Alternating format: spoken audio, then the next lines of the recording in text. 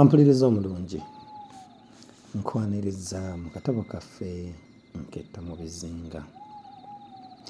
Bwe twafundikirira mu ssuula yaffe eyayita, twali tumaze okufunawo kovaawo mpitewo n'omulabe, era munnange amagezi ge nali nsobodde okuvumbula mu kuketta kuno gaayambira ddala nnyo okumanya abalabe engeri ki gye baali batuteegamu n'okutta kwe baali basobodde okubeera nga battamu bannaffe abaali basooka okubeera nga baweerezebwayo.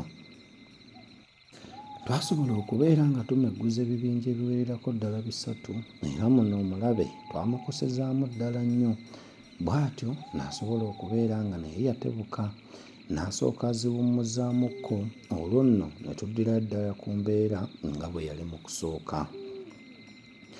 Nkwaniriza mu ssuula yaffe ey'e14 abalabe batuwamba. Olwali olwo omulabe n'asimba oguzinga ku lusozi 13 olwali wakati waffe naye, bw'atyo n'atandika okusekula olusiisira lwaffe. Omugabe waffe kye yava ateesa n'amalirira tumulumbe tulumufuumuuleko.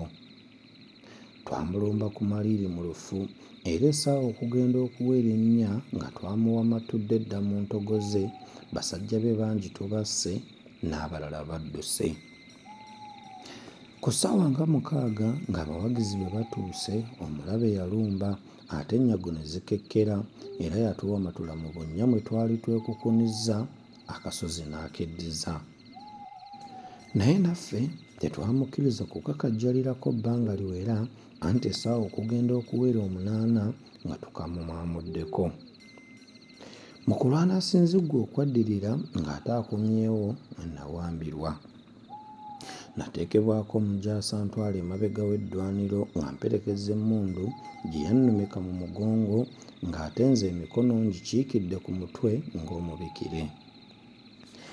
Nga tutambula mu ngeri eno, twagguka mu kifo we nasanga bakumirizza bannange abalala nabo abaali bawambiddwa. Twakomekerwa mu luvookwaya batutwala endowooza gye baali ab'okutusibira, naye nga tugenda era ng'omugoba agezaako okwewoma n'okwebalama ennombe z'amatanta ag'agannya agaali gasimiddwa amasasi g'omuzinga ogwali gukomaga oluguudo, mmotoka yasala n'erinnya eggulumu, era eyo gye yava ne yeetujja oggwa mu luguudo wakati. Olwava wansi nga mpulira sirina wanene nnyo we nnumizibbwa, nga ntonta nserengeta, era ne bannange abamu bwe baakola. Nga tudduseeko akabanga, abajaasi abalala baatuuka mu kifo ne batulengera nga tusaatuukira mu kisiko, era baatumerako nga bwe batulagiriza n'amasasi. Twaddukira ddala ne tusensera mu kibira, era nga tukiyiseemu twayita mu luvannyuma kye twavumbula nga kyali kagolomolo. Ne tuyingira mu kikono ekyali ku kiyanjayanja.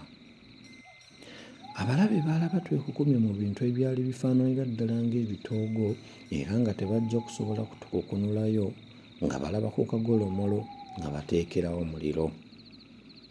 Twalabanga omuliro gusembera nga tweyongerayo. Twalabanga gusembera nga tweyongerayo bwe tutyo, naye tugenda okulaba nga ku buli ludda gye tulaga nnyanja, olwo nga lwe tutegeera nga bwe twali tuzingizibbwa omuliro. Kyokka nze nali sinnatandika kutya, kubanga nalowooza nti omuliro naalaba gutuuse okumpi nga neesuula mu mazzi nga mpuga. Naye bwe ntunula mu mazzi ne ndabamu ebintu ebyanfaananira okuba nga ggoonya. Olwo ne ndyoka ntandika okutya n'okupapa, era tabeera munnange nandifudde ekizizi nga bannaffe 5 bwe baafa. Omuliro nga gweyongedde, obuswandi buyira, guwuuma, gutokota, gubumbujja, gutulika, ennimi zisuumya, zisoya, zitengeetera, ziraalira, zitumbiira, zikka, era ng'abali 2 bali ku lwabwe n'abasatu batyo. Nategeeza munnange nga bwe nali ngenda okwebikkirira ku mutwe mpamatuke ntomera omuliro nguyitemu. Mba neeteze era ngendeera ddala nti okusimbuka ngulumbe, munnange kwe kunkwata omukono n'andabula nga bwe nali siyinza kuyita mu muliro ogwo ng'ebbugumu ennimi n'omukka tebinnanzita era mu mazima sandiiseemu. Twadduka nga tudda emabega naye ng'ensasi zimaze okutusiiyiika mu bifo ebimu. Nga tutuuse mu kafo ebisaagulumba we byali ebimpimpi anti nga kayisanyo n'emisota n'obusolo, munnange yandagira tusime olunnya tulambaale omwo osanga nga lugaba atubikkirako mu busubi. Nali sikyalina kirala kye nnyinza kukola era nga nze n'amagezi ganneesibye bwe ntyo nakkiriza ne tutandika okuyiikuula olunnya nangalo nno njereere. Eky'omukisa omulungi ettaka lyali ggonvu era buli we twalijjanga ng'amazzi gaddawo. Bwe twakimala ne tusambasamba ku bisaagulumba ebyali biriraanyeewo byeweteko anti ebimu twagwanga nako bigwe ne tweriga nabyo. Twagezaako okubimansirako amazzi naye ng'omukka gutuli bubi. Bwe tutyo twagalamira mu lunnya lwaffe ne twebikka ebiddoddo ebito ku mutwe nga n'omuliro gutandise okuzuuka ku bitundu ebimu eby'emibiri gyaffe ebyali byokedde. Kyokka lugaba mukulu. Ng'omuliro guli kumpi ddala okututuukako era nga tusaba mu ngeri gy'otalaba nga lugaba atuyambe, omuliro gwafaanana okuba ng'ogukendeera ku maanyi era nali ng'awulira oluwewo olunnyogoogerevu nga lunfuuwa. Oba ki ekyaliwo oba ki? Nange saamanya kubanga nali nzibiridde, wabula nzijukira kuwulira amazzi kwokerera na kuweekeera nga sikyassa mukka bulungi, n'oluvannyuma kuwulira bbugumu nga ligenda likeewa era n'omuliro nga guyirira mu bisaagulumba gye twali tutunuzza emitwe. Olwo omuliro gwali gutuyiseeko okuggyako omutono ogwali gukyatulikiratulikira mu bisaagulumba kwe twali tusudde ebitosi. Nasitula omutwe ddala omuliro gwali gugenze.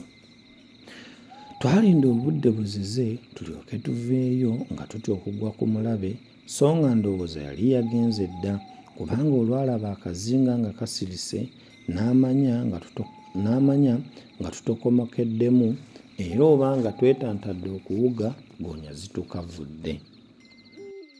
Tuba tuvaayo ne tugwa ku mirambo ebiri egy'abannaffe egyali gyesudde nga gyonna bwe gifungaladde giti. Baafa bubi bannaffe abo.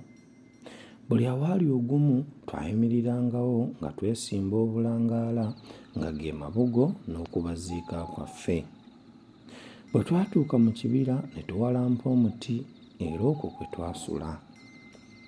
Bwali tebunnalaba na bulungi nga twasse dda tutambula tulaga gye twasuubira olusiisira lwaffe okuba era mu kuleguka okwo mwe twaggukira ku mugga.